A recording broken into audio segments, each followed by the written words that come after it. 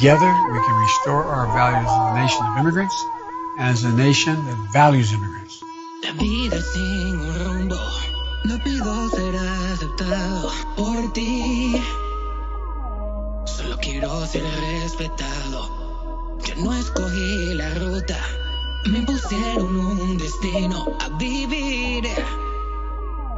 Como un extraño en el extraño, yo no conozco el olor de la guerra y de mi tierra me he visto de altura. Yo solo espero mi padre y mi madre se van conmigo mirando la luna.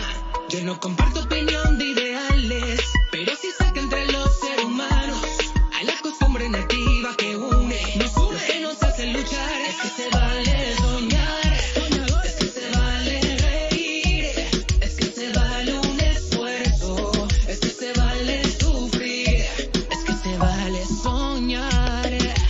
Todos tenemos un sueño de igualdad, un sueño de paz. Unamos nuestras manos, no patrocinemos un mundo en angustia. Todos estos conflictos innecesarios. La naturaleza arde, tiembla la tierra y se prende en fuego. Todo en unión se puede. Welcome everyone, and thank you for being with us for this great event today.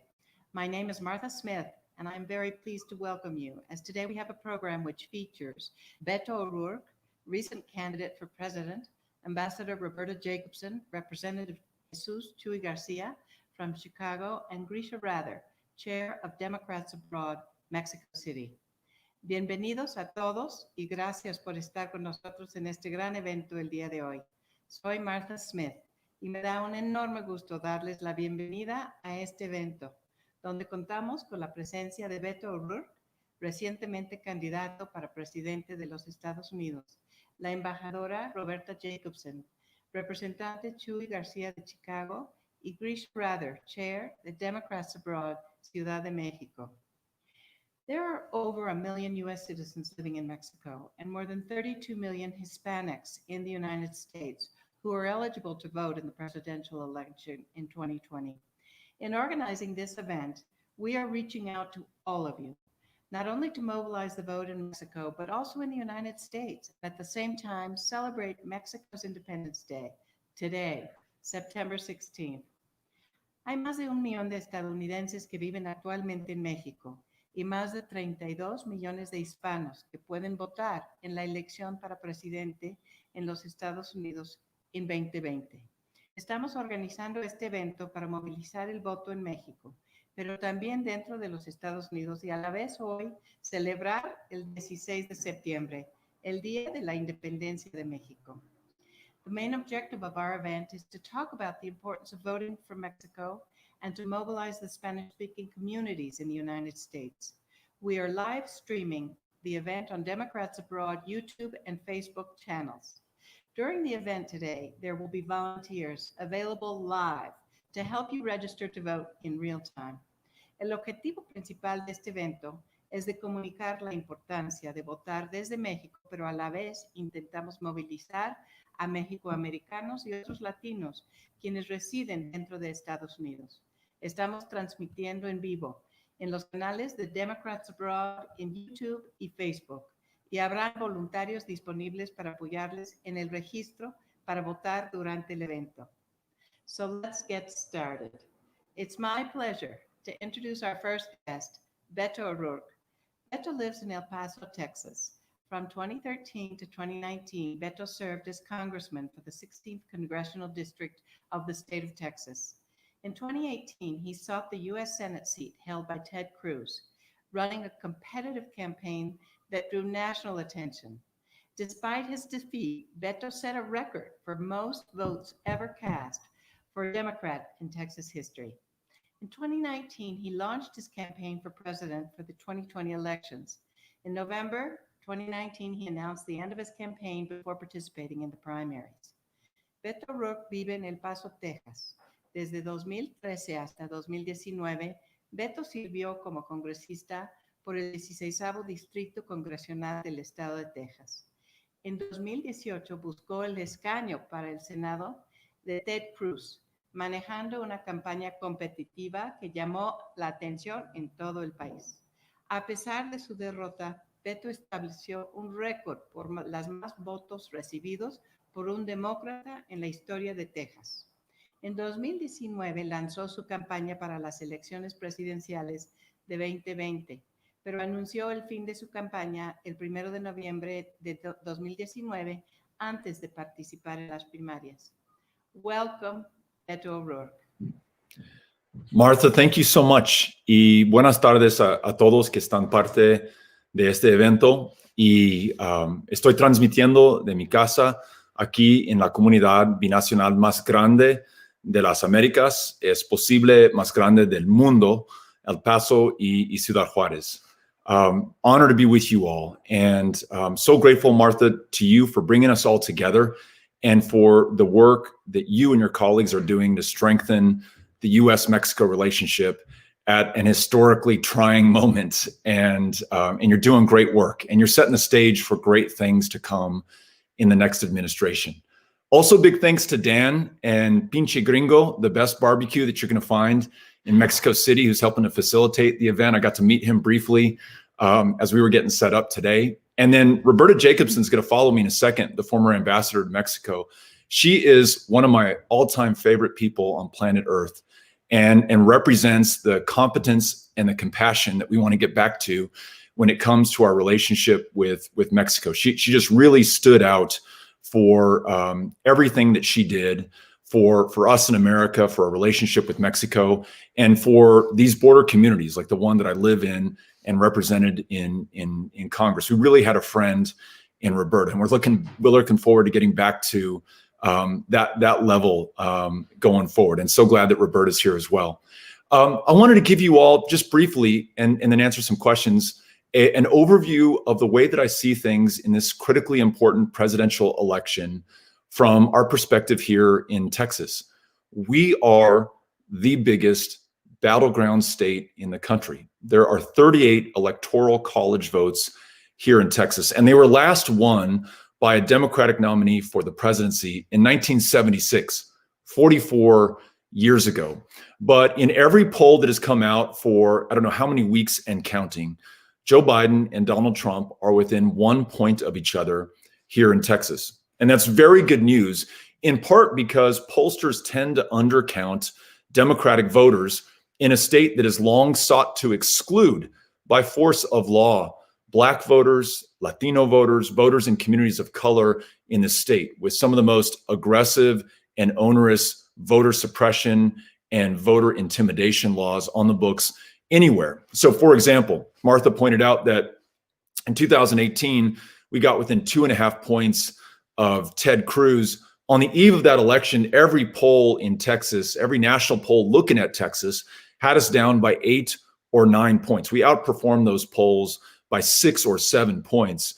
I really think that Joe Biden can do the same thing here in Texas.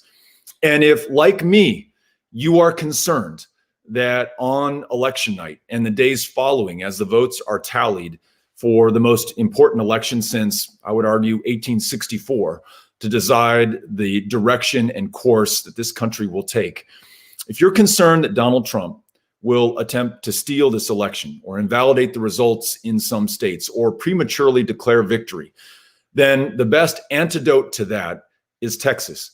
If on election night, those 38 electoral college votes come in for the Democratic nominee, Joe Biden, and come in for the first time in nearly half a century, the impact on this country and the electorate and the public perception of this election will be seismic. It is game over for Donald Trump. It is game over for Trumpism in America. And all of us together can begin the next necessary new chapter for this country, meeting the most significant challenges we've ever faced. COVID-19, which has killed more than 15,000 of my fellow Texans, disproportionately decimating Latino communities. I'll give you an example. In McAllen, Texas, in the Rio Grande Valley, in communities like Roma that I was talking to Dan about, you have communities so hard hit that they have run out of space in the funeral homes and the morgues, and they have been stacking the dead bodies in refrigerated trailers provided by FEMA. This is an impact disproportionately felt along the border and in communities of color. In addition, y además, just a little bit more than a year ago, we witnessed the largest massacre against Mexicans and Mexican Americans in the United States in modern history, perhaps ever, when 23 people were killed in a Walmart here in El Paso, Texas, by a gunman who was inspired by the President of the United States, Donald Trump, to repel a so-called invasion of immigrants and asylum seekers. People that our president called animals, that he referred to as an infestation, from whom he tore their kids from their arms, sent the moms back to the countries from which they fled, put those kids in cages, and some of those families still separated today. Texas has been on the front lines of this, and that's not lost to the electorate in this state. And I believe that with the power of Latinos, and specifically Mexican Americans, in communities like El Paso, 85% Mexican American, or McAllen, Texas, 95% Mexican American, you are going to see an extraordinary turnout and rebuke of this president and an acceptance of this challenge for this country and this state to meet its fate and to lead us to a much better future and fortune. And that happens at the ballot box starting October 13th, the first day of early voting in Texas. And then there's this. We have an historic opportunity to win a majority in the state legislature in Texas for Democrats for the first time in 20 years.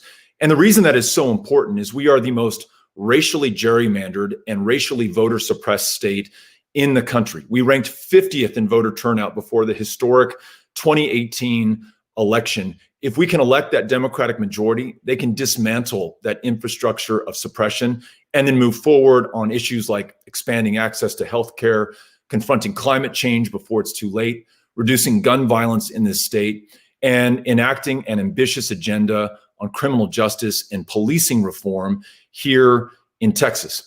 So we could pick up a majority in the state legislature. We could help to win the presidential election for this country, but it all comes down to turnout and voting. And I am appealing to you, especially those of you who have a connection to Texas, to make the most of your U.S. citizenship and make a plan to vote in the most important election of our lives. And again, I would argue one of the most important elections in the life of this country. We will either descend into something akin to fascism.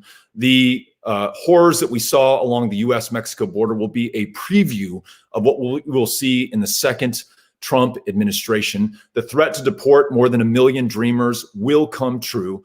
All the things that we fear and that we've been warned about by the president himself will come to pass unless we meet this moment with all we've got.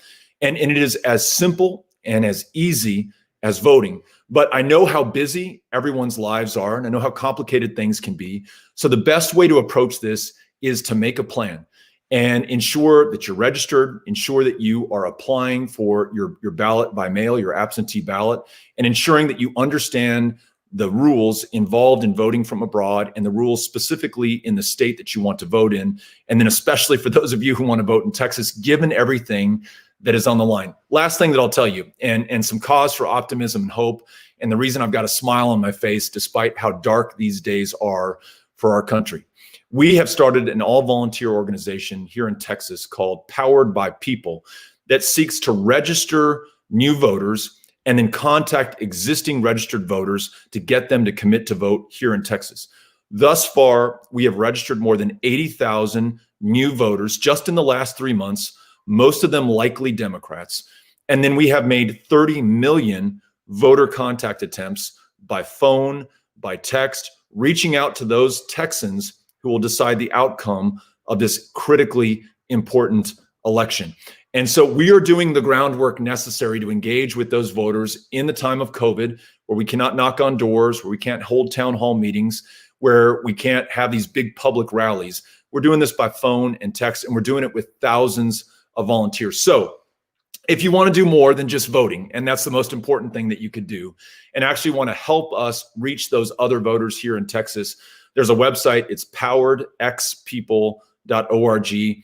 you can sign up for a phone bank. In fact, we have one tonight. I'll be on it for 2.5 hours, where we will register and contact already registered voters and make sure that we win this thing. So again, thanks for organizing this, Martha. Thank you for bringing us all together. Looking forward to the conversation and very happy to answer any questions that you might have. Oh, thank you, Beto, for your inspirational words for our audience today. Questions have already been submitted, and I'm going to get started with a few of those, if that's all right with you. Gracias, Beto, por tu mensaje tan inspiracional para nuestra audiencia hoy. Hemos recibido ya algunas preguntas y voy a empezar con ellas. Beto, you were on a webinar with U.S.-Mexico Foundation a few months ago, and you told us about the work you were doing as a volunteer with the food bank in El Paso. The demand for food was so great due to the pandemic that the pantry ran out of food. You told us a very moving story about cross-border friendships and cooperation. Would you be willing to share that with us again today? Yeah, absolutely, Martha. And I think this is the antidote to the fear and the lies and the myths that are so often trafficked about the border, that it's a source of danger and that it's a threat to us, when in fact, I would argue it's the single greatest opportunity that we have as a country. And that was illustrated when we had lines at our food bank here in El Paso at the beginning of the pandemic. And remember, folks, in the US, this pandemic was also connected to the greatest recession we've seen since the Great Depression. So in Texas, including in El Paso, you had twice as many unemployment filings in the first 2 months of this pandemic as you did in all of 2019. It was really bad.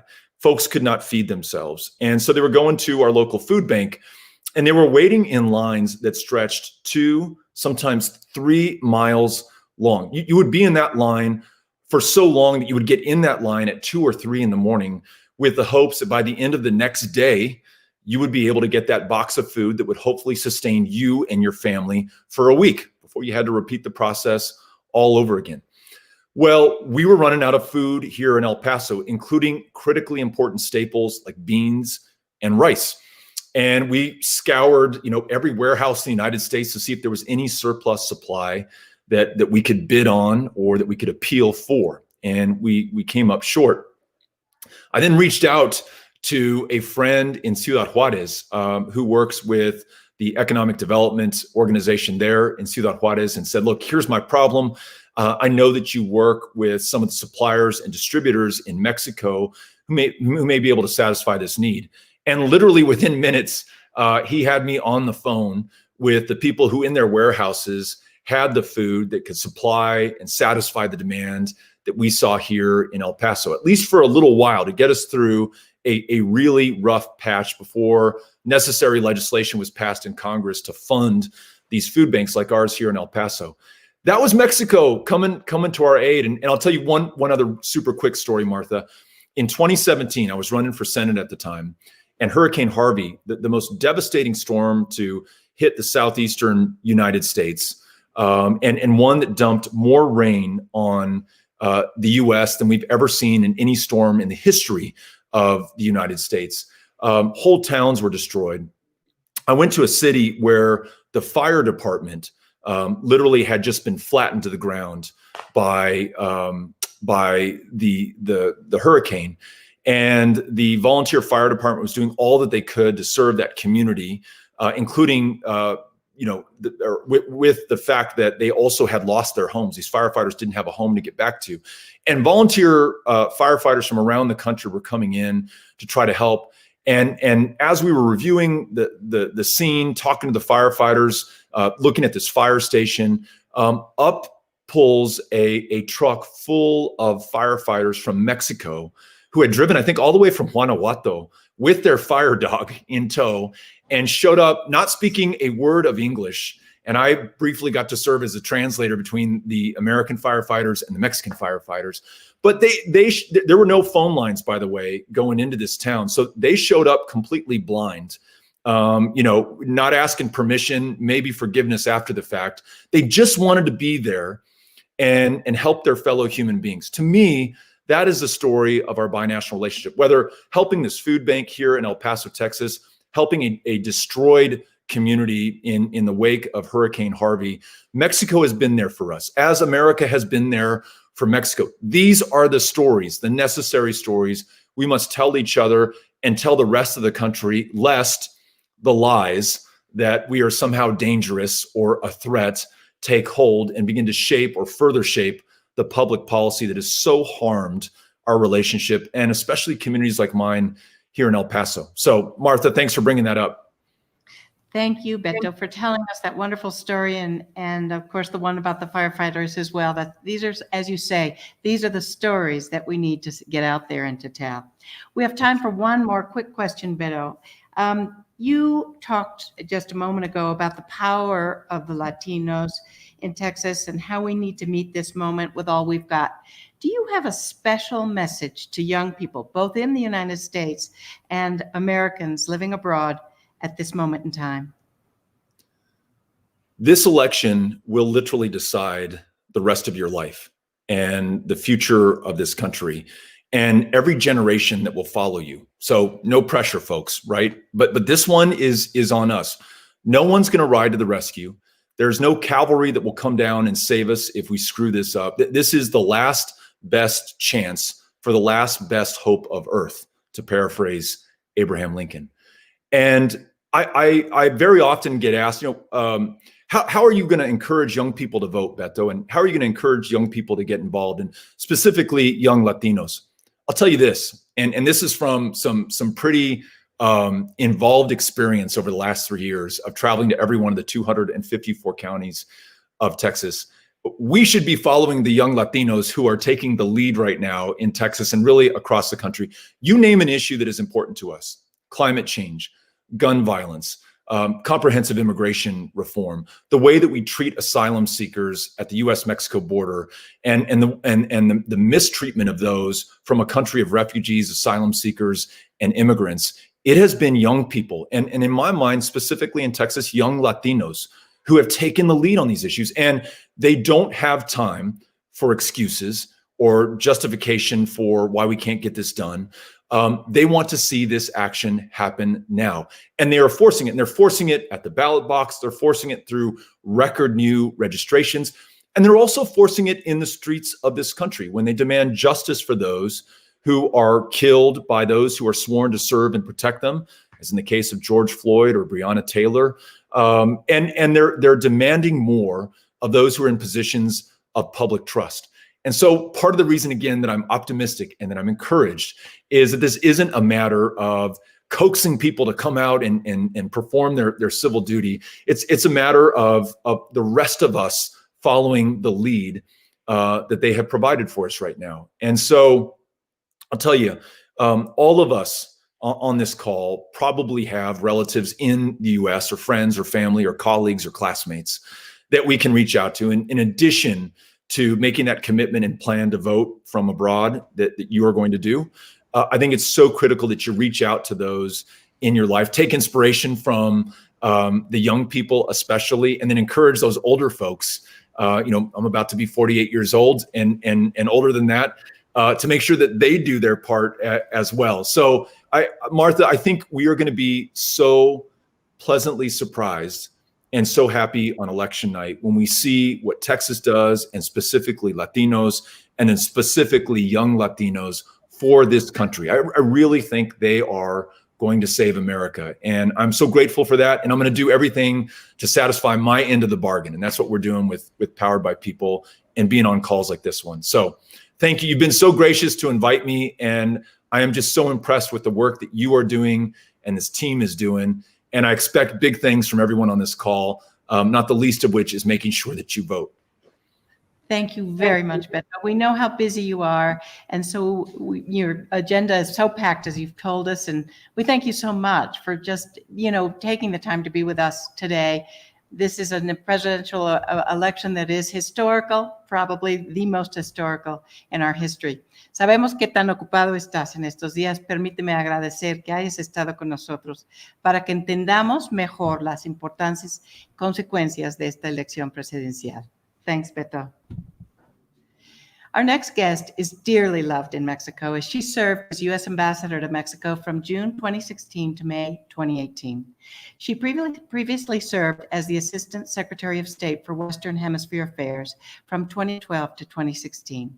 Ambassador Roberta Jacobson was the first woman to be confirmed by the Senate in the position. Roberta Jacobson is presently Senior Advisor at Albright Stonebridge Group in Washington, D.C.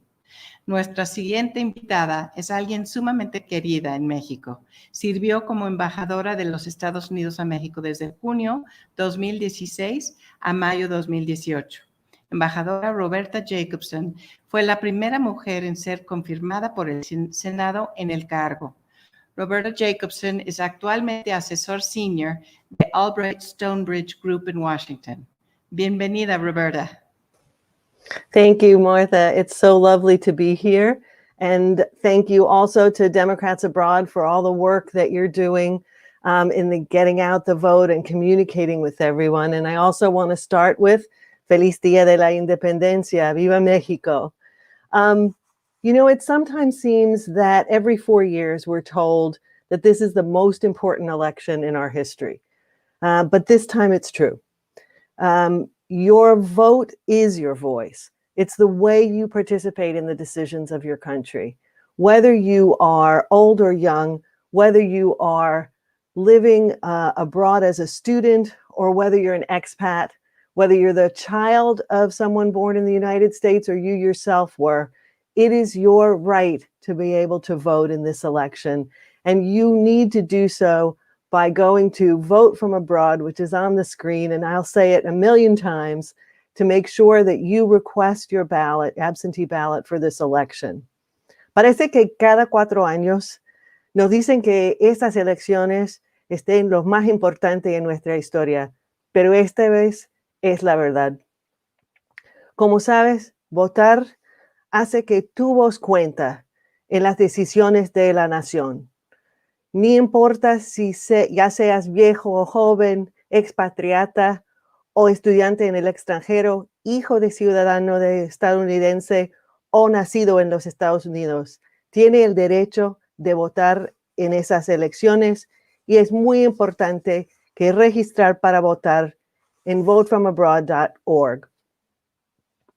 All U.S. citizens in Mexico are eligible to vote with an overseas absentee ballot, which will be sent to the voter after you register in the appropriate state. It's done online, it's very fast, and you do it at votefromabroad.org. Todos los ciudadanos estadounidenses en México son elegibles para votar con una boleta de voto ausente en el extranjero, que se puede votar en el estado correspondiente de la Unión. No toma mucho tiempo y puede hacerlo en votefromabroad.org. Today, we have people standing by to answer your questions regarding voting and how to register. Hoy tenemos gente esperando para responder a sus preguntas para votar y registrarse. In general, a few reminders. You need to act as quickly as possible to do things as early as possible. It is not too early because you need to make sure your ballot gets back to the U.S. by October 2nd. En general, todos deben actuar lo antes posible y devolver las boletas marcadas a los Estados Unidos antes del 2 de octubre. If you're voting from a state that requires you to send your ballot in by mail, make sure you do so by the 2nd of October, and make sure you use either first-class postage or whatever's fastest. Si tu voto es para un estado que requiere su boleta votada por correo postal, envía tu boleto por correo lo más antes posible y utiliza franqueo de la primera clase o lo más rápido posible. Consider using a private courier to return your ballot directly to your local election office, such as DHL or FedEx or UPS. Considera utilizar un servicio privado de mensajero para devolver tu boleta directamente a la oficina local electoral usando DHL, FedEx o UPS. You can also take your material directly to the U.S. Embassy or the U.S. consulates, and they will send it on to the U.S. to the correct U.S. election office. Make sure it is addressed to your state and local election office and that you have postage on it. Se puede también llevar sus materiales electorales a la Embajada de los Estados Unidos en México o a los consulados para enviar a los Estados Unidos, pero tiene que tener la dirección correcta de la oficina electoral local y franqueo apropiado. Let me just close by saying, please tell everybody you know that it's their right and responsibility too.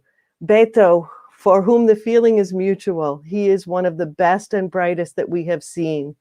It is very important. It is perhaps the most important election since 1864. So talk it up and talk to your neighbors, your friends, your family. Por favor, llame a todos sus amigos, familia, connacionales en México y en la comunidad latina en los Estados Unidos. La importancia de votar en esa elección es realmente histórico. Y muchas gracias por su atención. Votefromabroad.org. Thank you, Roberta, for this important message to promote the vote. We have a few questions which have already been submitted by our audience for you. The first one is this. Roberta, you were dearly loved by Mexicans, Americans alike, and Americans alike during your tenure here as ambassador to Mexico. It's been 2 years since you left Mexico, and a lot has happened since then. If you were to come back today and there was not a pandemic, where would you most like to go? And what would you most like to do? The truth is that there are so many places I didn't get to go, even though it felt like I traveled constantly and saw such wonders in Mexico. Some of the places I still want to visit, and they are on more than a bucket list, I'm going to do them as soon as possible, are places like San Cristóbal de las Casas, which I've never been to in Chiapas, or going to see Bacalar, some of the beaches in Oaxaca, or Edward James's fantastical Las Posas. These are some of the places that I want to go. And frankly, I want to try out new restaurants in Mexico City. Well, they're all wonderful places. And like those, there are probably even more that you could enjoy. So we hope you'll come back soon. Roberta, while you were ambassador in Mexico, did you find that American citizens in Mexico were interested in U.S. politics? You know, I did. I found Americans very engaged, even while they were living overseas. We know that there are very large communities of retirees in Mexico, and those retirees keep up with the news that is, you know, right down to the local, not just the national. And so I found them very energized around their own issues, whether that was healthcare or, retirement funds or the economy, but also energized about the bilateral relationship. People who make a commitment to live in Mexico and are American citizens believe deeply. They're living that binationality. And so I think they are engaged, and nothing has made them more engaged than some of the horrors of the last 4 years under President Trump. Yes, well, that's what I was going to actually follow up with. Do you expect an uptick in the interest as a result of the Trump administration's policies and President Trump's disdain for Mexicans? I do. And, you know, I've seen it already from communities that I engage with. Many people know that my husband and I built a house in San Miguel de Allende, which has so many American citizens. And I think some of the half humorous, half serious messages we saw speak to the uptick in engagement and the frustration. Things that said, T-shirts that said, calm down, you're on the fun side of the wall. We can joke about those things, but in fact, they're deadly serious. And I got questions all the time about why people were calling Mexicans criminals and rapists when the Americans who live in Mexico know the reality of that lie. So I think it did stimulate people to be more engaged, more active. And the Mexicans with whom they interacted, they felt a need to explain that that wasn't their view. And frankly, they had voted with their feet by living in Mexico. Yes, absolutely. We have time for one more question, Roberta, and that is this one. What is your advice to the Biden-Harris team for the U.S. bilateral relations with Mexico? And do you anticipate any changes as regards USMCA? Thanks, Martha. Let me start out by saying that when he was vice president, I traveled either 18 or 19 times with Vice President Biden to Latin America and the Caribbean, a number of those trips to Mexico. So there's a part of me which says Joe Biden doesn't really need my advice on the U.S.-Mexico relationship because he's been engaged in it as the Obama administration's point person for Latin America. But the truth is, my advice that has already been attested to by Joe Biden and Kamala Harris is that you focus on cooperation and collegiality and not on threats, punishment, or offensive language. The truth is that the threats we confront in the world today are almost all transnational, right? Be they environmental or health or crime or drug trafficking, they cross borders with impunity. And so unless we work together, we cannot overcome them. And I think Biden understands that and is committed to that. He's made it clear that he would seek an early meeting with President López Obrador to come up with a joint economic and security plan. I don't think we've heard about joint plans in 3.5 years. So I think that's my advice is just, Joe Biden, you're saying and doing the right things. You've lived that commitment, and I know that it would be different. On USMCA, let me just say that it really has just gone into effect. And I think the truth is the Democrats were very important in making sure that both environmental and especially labor issues were robust in this treaty. And so I think it's unlikely that President Biden would change USMCA in the near term, in part because our businesses need the certainty and the integration between our two countries that will help us both prosper. Well, that's certainly good to hear. Roberta, we're deeply grateful to you for your time today and the important messages about voting, particularly in the upcoming election that you've given us. Estamos muy agradecidos por tu tiempo hoy, Roberta, y tu mensaje acerca de la importancia de votar en la elección próxima en los Estados Unidos. Thank you so much again for being with us. Gracias. Representative Jesus Chuy Garcia is a Mexican-born American politician serving as the U.S. representative for Illinois' 4th District since 2019. A member of the Democratic Party, he served on the Cook County Board of Commissioners, Illinois Senate, as well as Chicago City Council before his election to Congress. Representante Chuy Garcia es un político estadounidense, nacido en México. Fue elegido al Congreso de los Estados Unidos en 2018 y representa el 4º distrito de Illinois. Es miembro del Partido Demócrata y sirvió en la Junta de Comisionados del Condado de Cook, del Senado de Illinois y el Ayuntamiento de Chicago antes de su elección al Congreso. Greetings to all. Saludos a todos. Soy Jesús Chuy García y represento el 4º distrito de Illinois. Es un placer estar con todos ustedes en esta fecha de celebración para todos los mexicanos y mexicoamericanos, hablando sobre la importancia de nuestro voto en las próximas elecciones presidenciales en Estados Unidos, las cuales ya están a la vuelta de la esquina. Hay mucho en juego y para la comunidad latina votar nunca ha sido tan importante como ahora.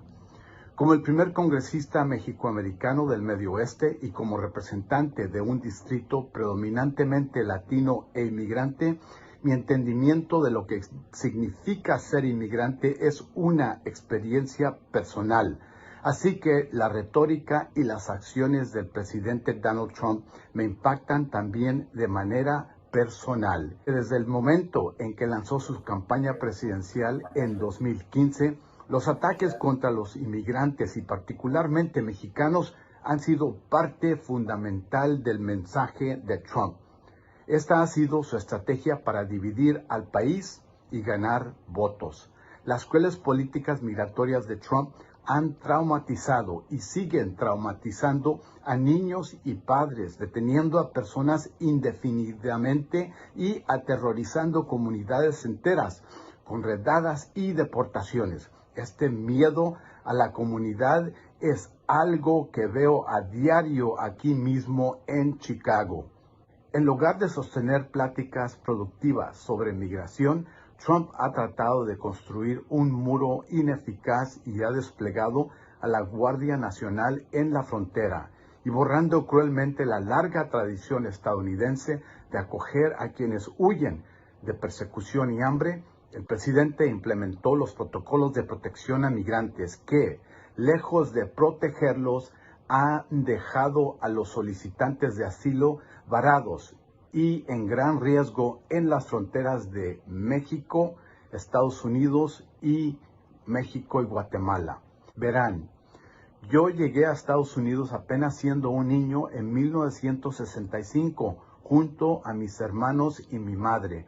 Dejamos atrás nuestra vida en un pequeño pueblo llamado Los Pinos, en el municipio de Tepehuanes, Durango, para reunirnos con mi padre, quien había estado trabajando en este país bajo el programa Bracero. Sé que mi historia es también la de muchos otros migrantes y mexicoamericanos. Ser inmigrante es pertenecer a dos países, uno en el que naciste y tuviste que dejar y otro donde a base de trabajo duro has logrado cumplir sueños que nunca imaginaste. Pero una cosa es cierta, nunca olvidamos nuestras raíces y nos sentimos orgullosos de ser de herencia binacional. Ahora que estamos a menos de 2 meses de la elección presidencial más importante de nuestras vidas, no olvidemos nuestra historia, nuestra cultura y recordemos cómo Trump se ha empeñado en atacarnos y pintarnos como el enemigo simplemente por venir de otro país, hablar un idioma distinto o tener un diferente color de piel. Trump sabe que no puede reelegirse sin el voto latino y un presidente que no nos respeta no puede ganar nuestro voto. Pero hay otra opción, una opción que representa la experiencia y representación verdadera, la dupla de Joe Biden y Kamala Harris. Así que mi mensaje hoy es sencillo, salgamos a votar. Nuestro voto es nuestra voz y nunca antes ha sido tan importante alzar nuestra voz. Muchas gracias por su tiempo y que viva México y que viva los Estados Unidos.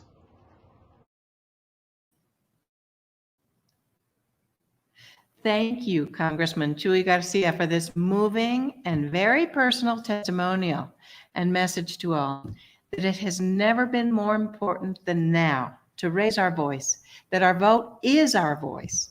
Congressman Garcia feels strongly that the Joe Biden-Kamala Harris ticket is without question the best option for the Latino community in the United States in November. Gracias, representante Chuy García, por este conmovedor y muy personal testimonio y mensaje para todos, que nunca ha sido más importante que ahora para alzar nuestra voz. Nuestro voto es nuestra voz. Representante García cree firmemente que la dupla Joe Biden-Kamala Harris es sin duda la mejor opción para la comunidad latina en los Estados Unidos en noviembre. Now we have a special treat for our audience. We have volunteers standing by live to actually help you register to vote. Please copy the link below, and it will take you to a Zoom breakout room for this to happen. Ahora tenemos un regalo especial para nuestra audiencia. Tenemos a voluntarios esperando en vivo para ayudarlos a registrarse para votar. Por favor, copien la liga que ven en la pantalla y esto les lleva a una sala de Zoom para que esto suceda. Democrats Abroad does great work all over the world to help U.S. citizens have a voice in the most important issues affecting all of us through elected representatives. Please watch. Democrats Abroad hace un gran trabajo por el mundo entero para apoyar a los ciudadanos estadounidenses tener una voz en los temas más importantes que afectan a todos a través de nuestros representantes electos. Por favor, vean. ¿Tienes ciudadanía estadounidense? ¿Vas a votar en las elecciones de noviembre? Es fácil votar como ciudadano estadounidense en el extranjero. Visita votefromabroad.org para registrarte y solicitar tu boleta electoral. Las reglas de votación varían según el estado, pero la mayoría de ellos te permite registrarte y solicitar tu boleta por correo electrónico. Votefromabroad.org resuelve todo por ti. Podemos ayudarte a planear si tu estado requiere correo postal. Ve el pie de video o envíanos un mensaje. No importa cuánto tiempo viviste en Estados Unidos, si nunca te habías registrado para votar, o si no tienes una dirección postal en Estados Unidos, lo que pasa allí nos afecta aquí, y viceversa. Tú puedes hacer la diferencia. Una de cada 25 elecciones se gana o se pierde por un margen del 1%. Solicita tu boleta electoral ahora. ¿Tienes preguntas? Contáctanos. Da like y comparte.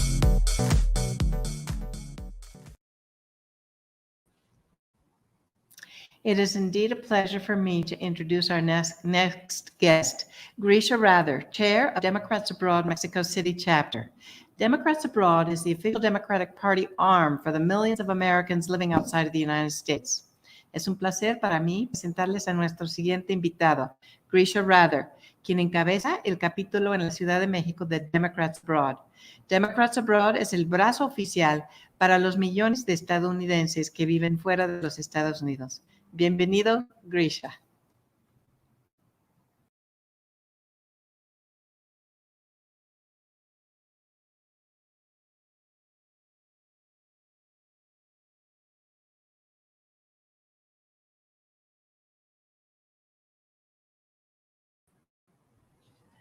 Thanks. We are having some technical issues right now for a moment. We're going to bring Grisha right back on the screen. I believe he's back with us now. Can you hear me? Yes, we can. Fantastic. You're on. Awesome. Great. So hello, everyone, and happy Independence Day to Mexico. It's a pleasure being here with you today. So why do Democrats abroad even exist? Because there are over 6 million American citizens living around the world, all eligible to vote in U.S. elections. Most of them lean Democrat, and we're here to help them connect with their party and get them registered to vote. But it is not a simple process. Hola amigos y feliz Día de la Independencia a México. Es un honor participar en este evento hoy y explicarles por qué existe Democrats Abroad. Pues porque hay más de 6 millones de ciudadanos americanos en todo el mundo. Todos ellos pueden votar en Estados Unidos. La mayoría tienden al lado demócrata y nosotros estamos aquí para acercarlos a su partido y ayudarles a registrarse para votar, porque no es un proceso sencillo. If only 10% of the 1 million likely voters eligible to vote in Mexico had registered and voted, we would have a different president in the U.S. right now, because many of them are also registered voters in swing states.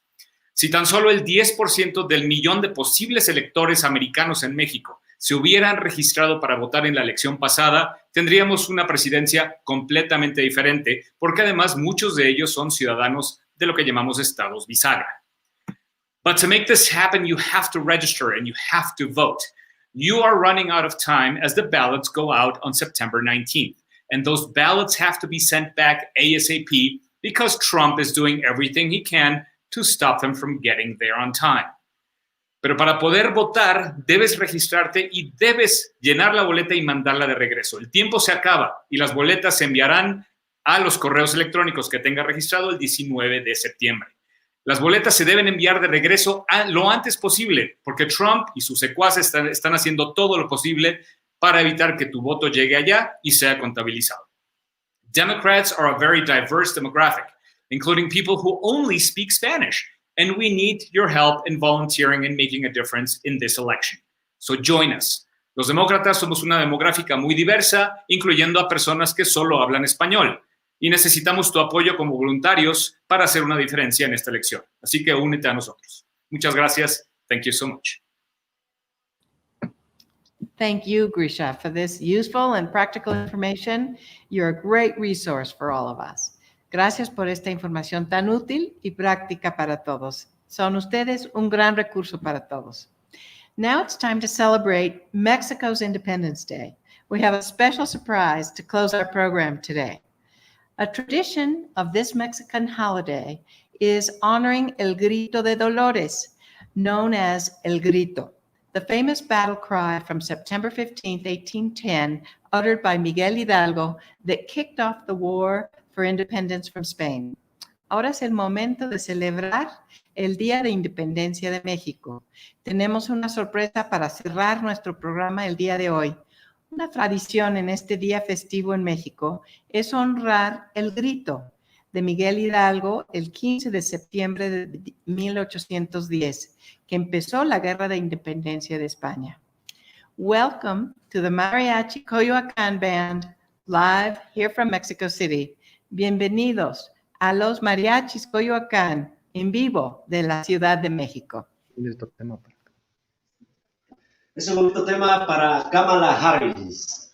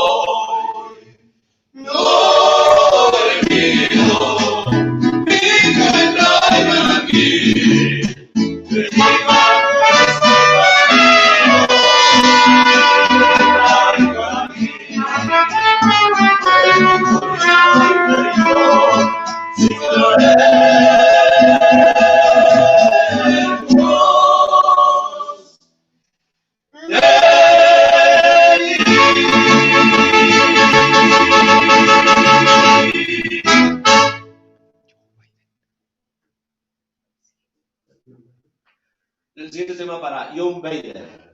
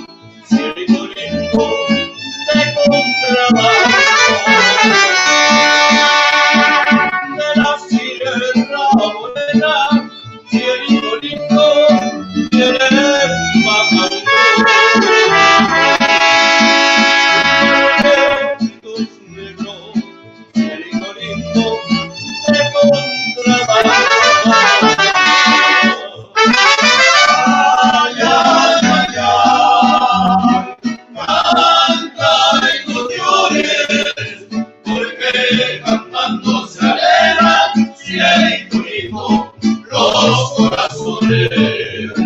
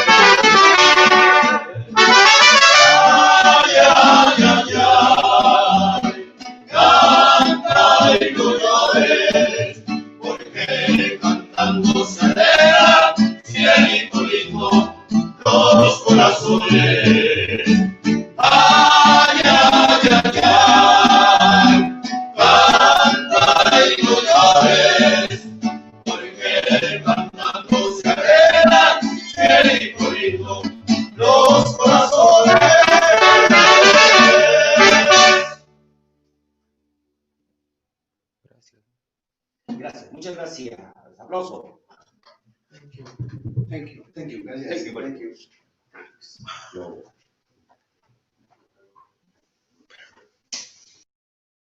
Gracias, Mariachis Coyoacán, por este magnífico segmento de nuestro evento.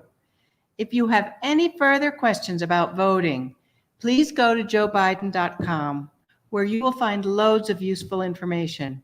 You can learn more about Joe Biden and his running mate, Senator Kamala Harris from California, and how you can help in this campaign. We have reached the conclusion of our program, but before closing, I would like to thank you so much for joining us and thank all the people who made this event happen. A special thanks goes to Heidi Smith for having the idea and to Dan DeFossi and his Pinche Gringo Show for producing our event today. Ya llegamos a la conclusión de nuestro programa, pero antes de cerrar, me gustaría dar las gracias a todas las personas que hicieron que este evento fuera posible. Un agradecimiento muy especial a Heidi Smith por tener la idea y a Dan DeFossi y su Pinche Gringo Show por haber producido nuestro evento hoy. Goodbye, and don't forget to get your vote out. Your vote is your voice, and it has to happen soon. Adiós, y no se olviden de su votar. Su voto es su voz y tiene que suceder pronto.